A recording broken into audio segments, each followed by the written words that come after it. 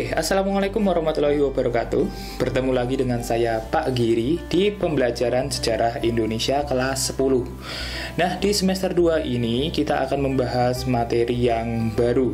Ya, materinya itu tentang peradaban Islam di Indonesia. Mulai dari masuknya Islam ke Indonesia, kerajaan-kerajaan Islam, alkulturasi, dan jaringan keilmuan Islam. Jadi nanti di kelas 10 itu ada sekitar 7 video atau kalau nggak 7, 6 ya, 6 video. Nah,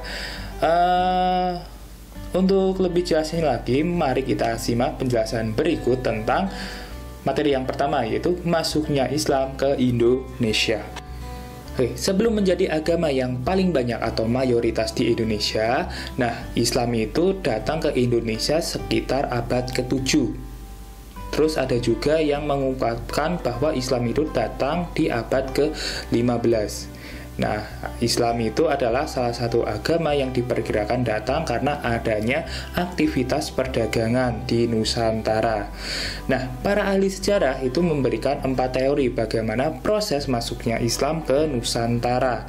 Nah, teori-teori apa ajakah itu? Mari kita simak penjelasan teori-teori berikut ini.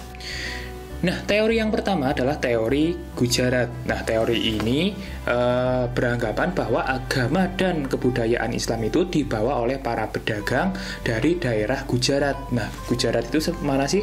Gujarat itu adalah India. Nah, mereka itu berlayar melalui Selat Malaka. Nah, teori ini menjelaskan bahwa kedatangan Islam ke Nusantara itu sekitar abad ke-13 melalui kontak para pedagang dan kerajaan yang waktu itu adalah kerajaan Samudra Pasai. Nah, terus teori ini juga diperkuat dengan penemuan makam dari Sultan Kerajaan Pasai, yaitu Sultan Malik As-Saleh, yang nisannya itu dibawa atau dipesan dari pengrajin dari Gujarat dengan kesamaan desainnya seperti itu. Nah, teori ini dikemukakan oleh Snok Horgense dan juga J. Pineapple. Nah, yang kedua itu ada teori Persia yang dikemukakan oleh Umar Amir Hussein dan Hussein Jayadiningrat, yang berpendapat bahwa Islam masuk ke Indonesia itu melalui para pedagang yang berasal dari Persia, bukan dari Gujarat. Nah, Persia adalah sebuah kerajaan yang saat ini kemungkinan besar itu berada di Iran. Adanya beberapa kesamaan tradisi di Indonesia dengan Persia dianggap sebagai salah satu bukti yang penguatnya. Contohnya adalah peringatan 10 Muharram. Nah, yang ketiga itu ada teori Cina yang dikemukakan oleh Slamet Mulyana dan Sumanto Al-Qurtubi. Mereka berpendapat bahwa sebenarnya kebudayaan Islam itu masuk ke Nusantara melalui perantara masyarakat Muslim Cina. Teori ini berpendapat bahwa migrasi masyarakat Muslim Cina dari Kanton ke Nusantara, khususnya Palembang pada abad ke-9 menjadi awal mula masuknya kebudayaan Islam ke Nusantara. Hal ini dikuatkan dengan keturunan-keturunan Cina yang banyak di Indonesia. Nah, terus penulisan gelar raja-raja Demak dengan istilah Cina dan catatan yang menyebutkan bahwa pedagang Cina lah yang pertama menduduki pelabuhan-pelabuhan ke Nusantara.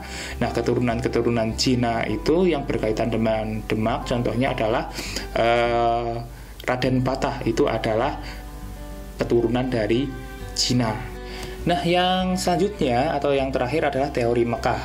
Nah, dalam teori ini dijelaskan bahwa Islam ke Nusantara itu dibawa langsung oleh para musyafir dari Arab yang memiliki semangat untuk menyebarkan Islam ke seluruh dunia pada abad ke-7. Hal ini diperkuat dengan adanya sebuah perkampungan Arab di Barus, Sumatera Utara yang dikenal dengan nama Bandar Khalifah. Nah, selain itu di Samudra Pasai itu ada mazhab yang terkenal, yaitu mazhab Syafi'i. Nah, mazhab ini juga terkenal di Arab dan Mesir pada saat itu. Kemudian yang terakhir adalah digunakannya gelar Al-Malik pada raja-raja Samudra Pasai seperti budaya Islam di Mesir. Nah, teori inilah yang paling banyak mendapatkan dukungan dari para tokoh seperti Van Leer, Anthony John, dan juga T.W. Arnold dan Buya Hamka. Nah, itulah teori-teori masuknya Islam ke Indonesia. Dan seperti biasa ada pertanyaan untuk kalian. Nah, pertanyaannya adalah jelaskan pendapatmu, pendapat kamu ya, berarti bebas ya, mana teori yang paling kuat. Nah, sekian untuk video kali ini. Saya harap kalian tetap semangat untuk belajar dan juga lebih baik dari semester kemarin. Nah, tetap semangat dan sampai jumpa.